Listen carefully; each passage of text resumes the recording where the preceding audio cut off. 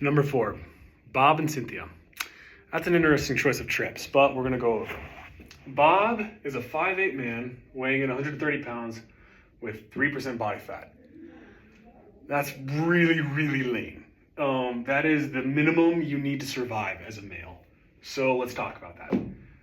He is small. He's very small, which does not help him because he's only an inch shorter than the average American. So he's not short by any means. So he's got a very, his volume to surface area ratio is not working in his favor with this problem. So due to the temperature and his body fat, he has no insulative factor whatsoever.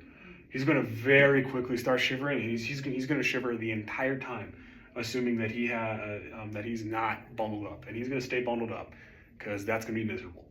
So he's going to very quickly start shivering, and he's going to stay shivering this entire trip probably, and he's going to very quickly shunt blood away from his hands, arms, his peripheral in general, and so he's going to need to be very on top of insulation, wearing his hot hands, his gloves, good boots, because generally in a physiological stance, he is ill-equipped for this trip, and I would not recommend that he go on this without putting on some body weight, but he's here, so it sucks for him.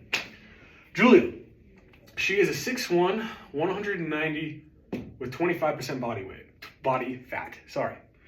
She is a lot more well-equipped for this. So let's talk about it. To my understanding of the female body fat percentage, she's smack in the middle of healthy. She's 6'1", she's 190 pounds. She's probably an athlete, honestly. So she's got good muscle mass, she's got good insulative factor. She's got a lot of things working for her favor. Her size, her body fat, muscle can help maintain core temperature. These are all working for her favor. She still may shiver and shunt some blood.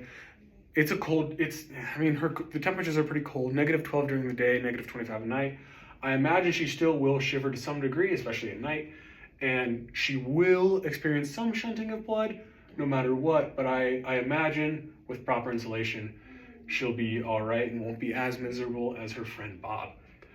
Some things working against her, being a woman, she's going to have a lower peripheral circulation and temperature, so her fingers and her hands are already going to be naturally cold due to this.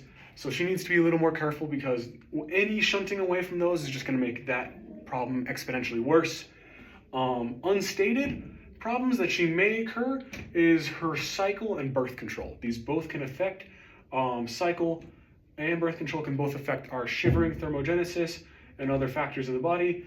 I don't know. I'm not going to surmise if she is on, in the luteal phase, which does lower our shivering temperature required in the core.